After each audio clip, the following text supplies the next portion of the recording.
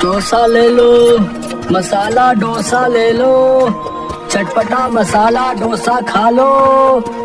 Hello गुड्डे, ओ hello. अबे बहरा रुको, ओए सुनाई नहीं देता क्या है? कब से कह रहा हूँ कि रुको रुको, लेकिन तुम अपनी धुन में चले जा रहे हो। माफ करना बाबूजी, सुन नहीं पाया। मेरा भी आप जैसा बेटा है, पढ़ लिख कर बेरोजगार है। 2 दिन से वो बीमार है, बस उसी के बारे में सोच रहा था। गलती हो गई।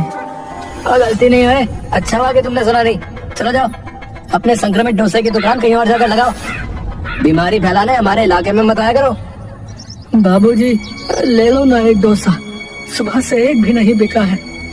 और नहीं बिका तो मैंने कौन सा ठेका ले रखा है तुम्हारे मसाला डोसा को बिकवाने का? राम खोर गई का, न जाने कहाँ से आ जाते हैं। वहीं बगल से पंडित ज्ञानचंद गुजर रहे थे। उन्होंने सेठी की बातें सुनी तो उन्हें बुरा लग गया। अब बेटे ऐसा नहीं कहते, ये तुम्हारे बाप की उम्र के हैं। और देखो पंडित है, ज्यादा तरफदारी मत करो, समझे? कहाँ लिखा है कि ज्यादा उम्र के लोग हरामखोर नहीं होते? एक तो बीमार बेटे का संक्रमित डोसा बेच रहा है। अगर नहीं बेचेगा तो खाएगा क्या? और बेटे का इलाज कैसे करवाएगा? अगर इलाज कराने के पैसे नहीं है तो तुम लोग बच्चे क्यों पैदा करते हो? खाने को रोटी नहीं, लेकिन आराम जाते 6-6 बिल्ले पैदा करेंगे। मूर्ख, बदमाश, क्या यही पढ़ाया लिखा है तेरे माँ बाप ने? राम की कमाई तेरा बाप खाता होगा, रामखोर तो तू है। चलिए पंडित जी, इसे मुंह लगाकर अपनी जुबान क्यों गंदी कर रहे हैं? जाने दीजिए, हम लोग तो पल दो पल के लिए इनसे मिलते हैं। सोचो माँ बाप कितना झेलते होंगे जिनके साथ ये रहता होगा। ज्ञानचंद और बाबूलाल वहाँ से चले जाते हैं। इधर सेठी उन लोगों की बात को अपनी प्रतिष्ठा से ले लेता है और बाबूलाल को मजा चखाने के लिए बिलुआ से जाकर मिलता है। समझ गया ना क्या करना है? अरे सेठ समझ गया, मैं बाबूलाल का वो हाल करूंगा कि जब भी वो तुम्हें देखेगा ना, उसकी नजर जमीन पे ही होगी। ठीक है, ये लो 5000 रुपए एडवांस, और 5000 रुपए काम होने के बाद मिल जाएंगे। अगले दिन जैसे ही बाबूलाल अपना ठेला लेकर मसाला डोसा बेचने निकलता है, सुनसान गली में सेठी के इशारे पर बिलुआ और 2-3 लड़के मिलकर बाबूलाल को पीछे से कंबल ओढ़ा देते हैं और डंडे, लाठी, लात, घूंसों से उसको बहुत पीटते हैं और अधमरी हालत में छोड़कर चले जाते हैं। अरे बिलुआ, चल छोड़ दे अब, नहीं तो कहीं टपक गया तो पुलिस केस हो जाएगा। चल भाग, लगता है कोई आ रहा है। बाबूलाल वहीं पड़ा कर आ रहा था, तभी घर से ज्ञानचंद आ रहा था। अरे बाबूलाल, तेरी ये हालत किसने की? क्या हो गया तुझे? यूं सड़क पर क्यों पड़ा है? पंडित जी, उन्होंने बहुत मारा, अब मैं नहीं बचूंगा। मेरे परिवार का क्या होगा? कुछ नहीं होगा बाबूलाल, धैर्य रख, तुम्हें कुछ नहीं होगा। बाबूलाल बेहोश हो जाता है। ज्ञानचंद किसी तरह बाबूलाल को अस्पताल ले जाता है। अस्पताल में बाबूलाल का परिवार पहुंचा होता है। देखिए, इनके माथे पर बहुत चोट आई है, जिससे इनकी याददाश्त भी जा सकती है। जल्द से जल्द हमें ऑपरेशन करना होगा। इसके लिए जरूरी पैसे जितना जल्दी हो सके आप काउंटर पर जमा करवा दें। वैसे तो मुझे पता है कि एक गरीब आदमी के घर दाल रोटी भी पूरी नहीं रहती, पैसे तो दूर की बात है। सही कहा पंडित जी आपने, हमारे घर में फूटी कौड़ी भी नहीं है। करीब 1 सप्ताह से बेटा युगवीर बीमार है। हाँ पंडित चाचा, भैया तो कमजोरी के कारण आज भी घर में गिर पड़ा था। मेरे पास भी पैसे नहीं जिससे मैं मदद कर सकता। डॉक्टर साहब, आप ऑपरेशन की तैयारी कीजिए, मैं पैसों का इंतजाम करके लौटता हूँ। भैया आप कहाँ जाओगे? आप तो खुद बीमार हो। हाँ बेटा, मधु सही कह रही है, आज तू घर में गिर पड़ा तो रुक, मैं कहीं न कहीं से पैसों का इंतजाम करती हूँ। निर्मला के निकलने के कुछ देर बाद युगवीर भी वहाँ से निकलकर पैसों का इंतजाम करने चल देता है। निर्मला सेठ करोड़ी मल के पास पहुँचती है। देखो सेठ जी, मैं आपके द्वार पर पहली बार आई हूँ। आंचल फैलाकर अपने पति के इलाज के लिए पैसा मांगती हूँ, जितना जल्द होगा लौटा दूंगी। देखो निर्मला, आज ही हमने एक जमीन की रजिस्ट्री करवाई है। ओह हे भगवान, अब मैं क्या करूं, कहाँ जाऊं? तुम कहो तो मैं अपने मित्र से बात करके पैसे दिलवा दूंगा, लेकिन इसके बदले तुम्हें मकान के कागज देने होंगे। नहीं, मकान हमारे पूर्वजों की एकमात्र निशानी है। ठीक है, तो पैसों का इंतजाम और कहीं से कर लो। घर वाला ही नहीं रहेगा तो घर को रख कर क्या होगा। मैं मकान को गिरवी रखने को तैयार हूँ, मुझे पैसे ला कर दीजिए। उधर युगवीर अस्पताल से निकलकर कुछ दूर गया ही था कि वो फिर से गिर पड़ता है। अस्पताल के स्टाफ के लोग उसे पकड़कर अस्पताल में भर्ती करवा देते हैं। निर्मला सेठ से पैसा लेकर सीधा अस्पताल पहुंचती है। दोनों के इलाज में लगभग सारे पैसे खर्च हो जाते हैं। बचे हुए पैसों से 1 महीना घर जैसे तैसे चलता है। अरे युगवीर, पिताजी कैसे हैं? अब बहुत सुधार है, बस थोड़ी सी कमजोरी है। तभी निर्मला आकर बोलती है, अरे पंडित जी घर के अंदर आइए ना, बाहर से हालचाल पूछ यूं ही चले जा रहे हैं। आपसे मिलकर उन्हें भी मन लग जाएगा। दिन भर बिस्तर पर पड़े पड़े जाने क्या सोचते रहते हैं। मधु, पंडित जी के लिए जरा चाय तो बना कर लाना। कैसे हो बाबूलाल? अब तबीयत कैसी है तुम्हारी? ठीक है पंडित जी, सब आपकी कृपा है। बस तुम चिंता क्यों करते रहते हो? भगवान सब ठीक कर देंगे। चिंता कैसे न करूं पंडित जी, विवाह योग्य जवान बेटी घर में बैठी है। युगवीर पढ़ लिख कर भी बेरोजगार घर में पड़ा है। मेरी हालत तो बिलवा और सेठी ने मिलकर ऐसी कर दी है कि किसी काम का ना रहा। क्या कहा? सेठी और बिलवा ने मिलकर आप पर हमला किया? मैंने उन दोनों को मसाना चखाया तो मेरा नाम भी युगवीर नहीं। बेटा जाने दे, हम लोग गरीब हैं, घर में रोटी कैसे बनेगी, इसके अलावा कुछ नहीं सोचते। हाँ बेटा, अब घर की सारी जिम्मेदारी तुम्ही पर है।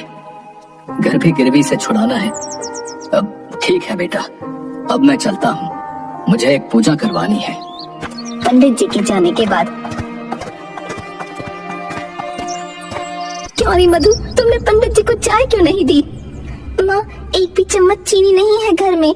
ओह हे भगवान, इतनी दरिद्रता किसी को न दिखाना कि घर में पंडित जी को एक कप चाय तक देना नसीब ना हो। तभी सेठ करोड़ीमल अपने लठैतों के साथ वहाँ आता है। चलो निर्मला, 1 महीने से ज्यादा हो गया, अब मैं बर्दाश्त नहीं कर सकता। निकलो घर से और चाबी लाओ घर की। घर की चाबी? पर तुम्हें क्यों दूं? क्योंकि अब ये घर मेरा है। तुमने जो बाबूलाल के इलाज के लिए घर भेज दिया था, वो याद नहीं क्या है? ये देखो उसके कागज। अरे चलो भाइयों, अपने अपने काम पर लग जाओ। सारा सामान बाहर निकाल कर ताला लगाओ जल्दी।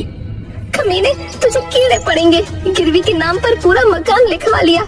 याद रख करोड़ीमल, ऊपर वाला सब देख रहा है। करोड़ीमल सारा सामान घर के बाहर फेंकवा कर घर में ताला लगा देता है। बाबूलाल का परिवार जैसे तैसे ज्ञानचंद के मकान में शरण लेते हैं। युगवीर बाबूलाल वाला ठेला ठीक करवा कर मसाला डोसा अपने नए अंदाज में बेचना चालू कर देता है। भैया आओ, भाभी आओ, चाचा के संग चाची आओ, मौसी और मौसा आओ, दुनिया का बेस्ट मसाला डोसा खाओ। दिन भर में मात्र 3 डोसे बिकते हैं। रात को लौटते समय युगवीर बरगद के पेड़ के नीचे ठेला लगाकर निराश मन से सोचता है, हे भगवान, अब क्या करूं? इतनी मेहनत के बाद मात्र 3 डोसे बिके। राशन वाले का कर्ज हो गया अलग से, बाप अपाहिज पड़ा है, बहन भी शादी लायक है, घर बार बिक चुके हैं। मैं हट्टा कट्टा होकर भी कुछ नहीं कर सकता, मुझे मर जाना चाहिए। इतने में युगवीर बांसी लगाने जा रहा था। तभी उस पर रहने वाला गधैया भूत युगवीर से बोला, मूर्ख मत बन युगवीर, क्या इससे तुम्हारा परिवार खुशहाल हो जाएगा? कौन है? सामने क्यों नहीं आते? मैं हूँ गधैया भूत। इतनी जल्दी हार मान गए? सोचो, तुम्हारे पिताजी ने 20 साल से न जाने कितने दुख झेलकर तुम्हें पढ़ाया लिखाया। देखो युगवीर, मैं एक मस्त मौला भूत हूँ, तुम अच्छे इंसान हो, इसलिए मैं तुम्हारी मदद करूंगा। मैं क्या करूं? पूरी मेहनत और लगन से डोसा बेचने निकला, लेकिन मात्र 3 डोसे बिके। मुझे पता है, ये लो, ये जादुई कड़ी के पत्ते कल से अपने डोसे और सांभर में डाल देना, फिर देखो गधैया का कमाल। जाओ जाओ, अब मेरा आराम करने का वक्त है। अरे वाह, क्या सच में भूत भाई? अगर ऐसा हुआ तो मेरी सारी परेशानियां दूर हो जाएंगी। जय गधैया भूत की। युगवीर कड़ी के पत्ते लेकर वहाँ से चला जाता है और दूसरे दिन अपने डोसे और सांभर में कड़ी के पत्ते डालकर बेचने निकलता है। बन गया आज सारा माल। खुशबू तो लाजवाब आ रही है, थोड़ा चक्कर देखता हूँ। तभी थोड़ा सा सांभर कटोरी में लेकर चखता है। अरे बाप रे, इतना ज्यादा टेस्टी सांभर कैसे बन गया? बाबा, मजा ही आ जाएगा।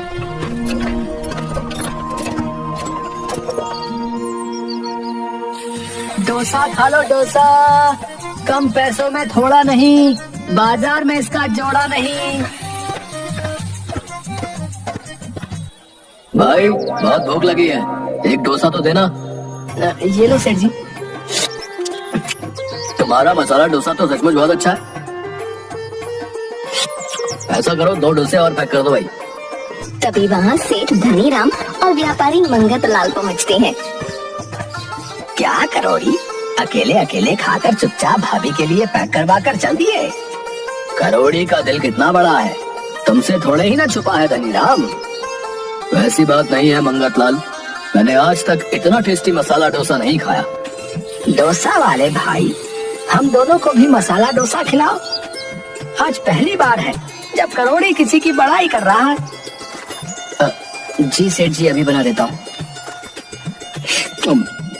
भाई सचमुच बहुत ही लजीज मसाला डोसा है, मेरे लिए 6 मसाला डोसा पैक कर दो। भैया मतलब क्या कहूँ, शब्द नहीं मिल रहे। पहले तो तू 2 और डोसे मेरी ओर से सभी को खिला, और फिर उसके बाद 10 डोसे पैक कर दे। युगवीर का तुकबंदी में डोसा बेचने का अंदाज और डोसे का स्वाद जल्द ही पूरे गांव में फेमस हो जाता है। दूर दूर से लोग उसका मसाला डोसा खाने के लिए आने लगते हैं। कुछ दिनों में युगवीर शहर में जाकर एक मसाला डोसे की दुकान खोल लेता है। उधर डाकू चंपत सिंह के अड्डे पर। जगीरा, हमारे सारे हथियार पुराने हो चुके हैं, घोड़े भी बूढ़े हो चुके हैं। इन सभी को बदलने के लिए बहुत धन की जरूरत है। गांव के सभी धनी व्यक्तियों की लिस्ट बनाओ, हम आज रात टाका डालेंगे। जी सरदार, सेठों की लिस्ट में सबसे ऊपर करोड़ी मल का नाम है। सुना है अभी उसके पास बहुत पैसे हैं। कोई बहुत बड़ा कारखाना शुरू करने के लिए कई बैंक और पूंजीपतियों से कर्ज ले रखा है। तब तो ठीक है, हमारी सारी जरूरत के पैसे एक ही जगह मिल जाएंगे। आज रात उसके घर पर हमला करके सारी संपत्ति लूट लेनी है।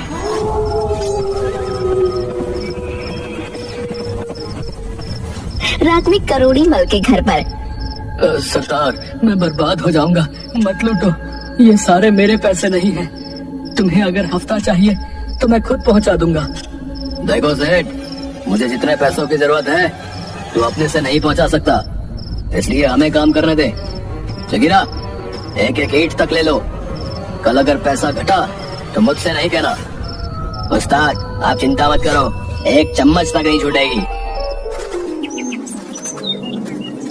लूट की खबर फैलते ही करोड़ी मल को कर्ज देने वाले उसकी सारी संपत्ति को नीलाम कर अपना कर्ज वसूल लेते हैं। युगवीर अपना घर भी उस नीलामी में 2 गुने दाम पर खरीद लेता है। करोड़ी मल का पूरा परिवार पाई पाई को मोहताज हो जाता है। उधर शहर में एक दिन